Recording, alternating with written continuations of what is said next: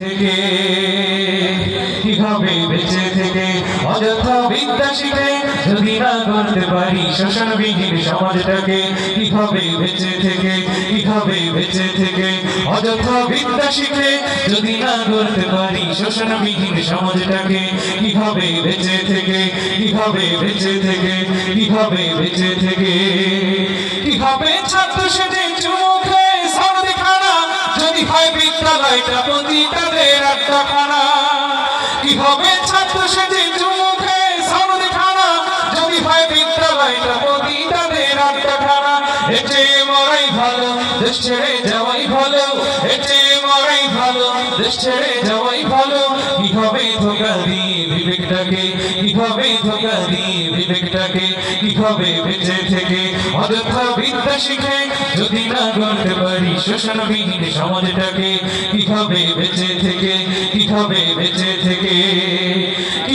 লেখালেখি কলমবাজির এই মহড়া সমাজের আসল চিত্র যদি না যে তুলে ধরা যদি এই ঘুষের বলে কলমটা উল্টো চলে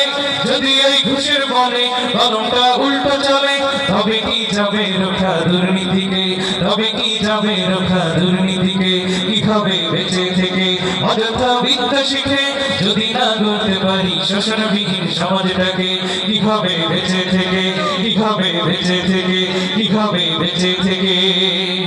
কিভাবে আলেম হয়ে ইমাম সেজে সমাজেতে তার যদি সত্য কথা উচ্চস্বরে না বলিতে কিভাবে আলেম হয়ে ইমাম সেজে সমাজেতে তার যদি সত্য কথা উচ্চস্বরে না বলিতে চাকরির ভয় করো যদি ছেড়ে দাও হই না গদি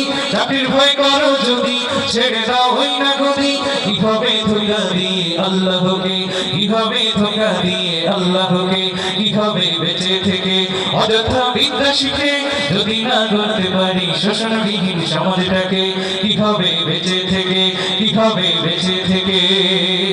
কিভাবে শেষ নবীর উম্মত বলে দাবি করে যদি এই নবীর চেয়ার দেওয়ার বাড়ি দখল করে কিভাবে শেষ নবীর উম্মত বলে দাবি করে যদি এই নবীর চেয়ার কাদিয়ানীরা দখল করে নবীজির জন্ম যদি রক্তের বহে নদী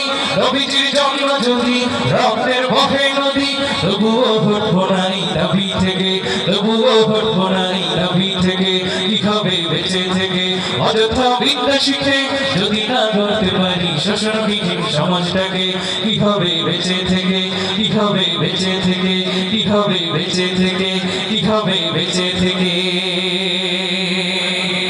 আরেকটা গান গাইবো কত জানাজার পড়েছি নামাজ দিয়েছি কত দাফন শুনেছেন